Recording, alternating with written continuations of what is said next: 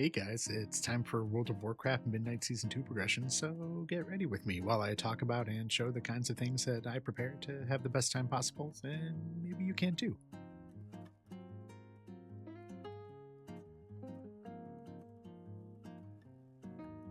I have a guild I'm going to be working on the raid with, but I'll mostly be playing with random players in Mythic Plus Keystone dungeons. In either situation, there's going to be a lot of cool opportunities and unexpected problems to get around, and I find it super helpful to bring a few extra things with me. Obviously, I have my current fit, plus all the new gear I'll be getting along the way. I can't wait for that. I made myself an enchanter this expansion so I can disenchant extra gear and have most of the materials I need to keep every new bit of loot enchanted as I get it. Now, that's a bit overboard for most people, but if you're not at least enchanting your best equipment, then you're really missing out on some helpful stats that smooth out the chaos of progression.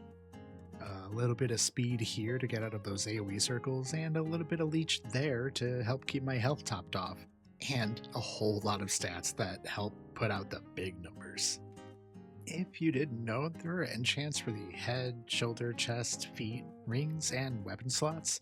I really like the Eyes of the Eagle ring enchants that boost my crit damage. There's also armor kits and spell threads for your leg slots made by leatherworkers and tailors.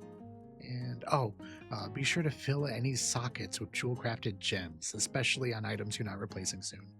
You can make all these gear enhancements yourself, or you can just get them from the auction house. But it's the consumables that really keep things going, I think. I get all mine locally sourced, made with hand-picked and organic ingredients. My flasks and potions are made by a very skilled goblin. She can also make them by the cauldron, which is nice for sharing with the whole raid group.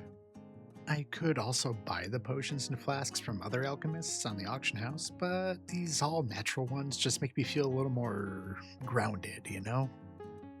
I'm starting the season out with the Flask of the Blood Knights. It gives me a nice hour or two of extra pep to keep up with all the new things happening in these dungeons and raids. And what's so nice about the flasks is that I can still feel the effects of them after falling and being resurrected.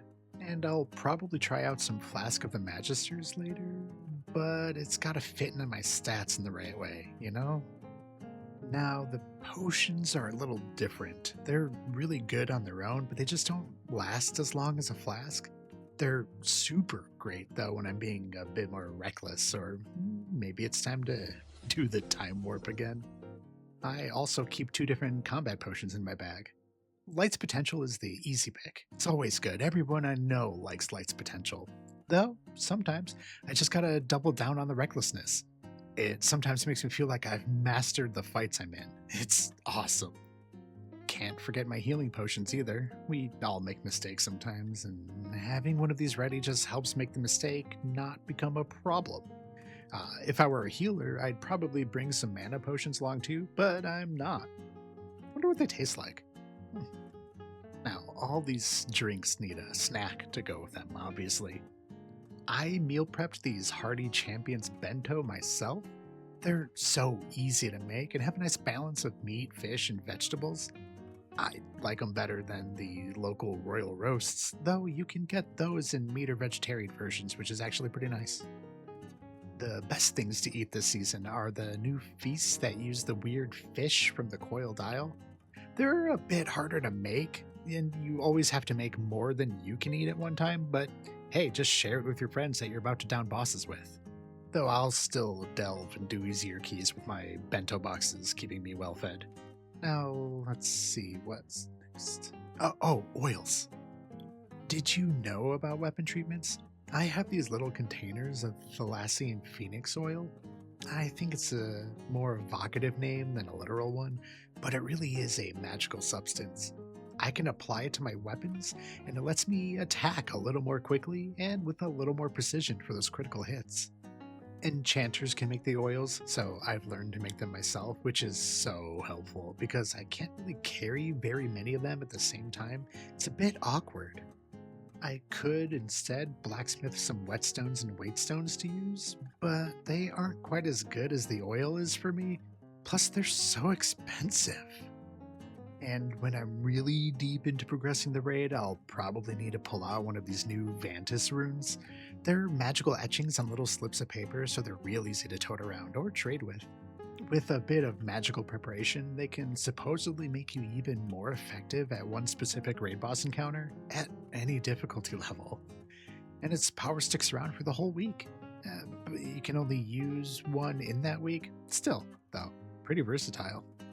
That's mostly what I need to help myself out, but I'm also packing some extra equipment to help my teams out too. I know this eccentric little gnome engineer that makes some incredibly helpful tools. This auto hammer somehow knows how to repair and mend just about any piece of fighting equipment. You can't always have an actual smith with you in these epic situations, but if your team needs to keep their gear freshly repaired, laying out one of these machines is wonderful. Then there's this thing. They call it a emergency soul link. It can apparently be used to bring someone back to life, even in the middle of battle. I've used a different device for that before, jumper cables, but I guess this is the new and improved version. But my favorite little gadget is the watchdog. It's just an emotive little cutie that somehow stops the passage of time for most of those other consumable buffs I just showed off here. I love putting one of these guys out for my raid group when we're taking those like 10 to 20 minute breaks to freshen up before the next pull. It only works when we're not fighting, though, but it helps not waste our energy. And that about covers it. I'll have some helpful links in the description all about this if you want to read about it instead. If you want to know more about how to handle yourself throughout progression, check out some of my other videos. And if there's something you really want to know, well, let me know in the comments. Otherwise, I hope you have a good time and achieve whatever seasonal goals you might have. Talk to you again soon.